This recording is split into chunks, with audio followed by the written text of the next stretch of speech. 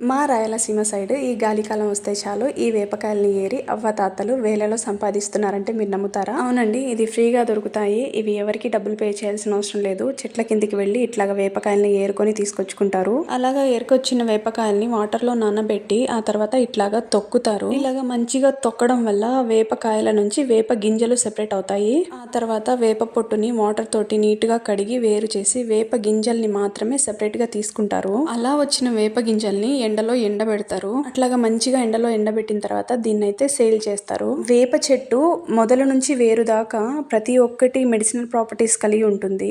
ఆ విధంగానే వచ్చిన వేప గింజలతోటి వేప నూనె తీస్తారు. ఈ వేప నూనె చాలా చర్మ సమస్యలను దూరం చేస్తుంది. ఎన్నో మెడిసినల్ వాల్యూస్ కలిగిన ఈ వేప నూనెతో చాలా ప్రొడక్ట్స్ కూడా తయారవుతాయి. ఈ వేప నుంచి వచ్చిన వేప పొడిని పంటలకు కూడా రైతన్నలు వాడతారు. ఈ పని అయితే చూసినంత ఈజీ ఏం కాదు, చాలా కష్టపడాలి దీనికోసం. ఈ వేప గింజల్ని మీ ఊర్లో కూడా తీస్తారా? ప్రజెంట్ అయితే మా రాయలసీమ సైడ్ 70 రూపాయలు కిలో వెళ్తున్నాయి. మీ సైడ్ ఎంతో కామెంట్ చేయండి.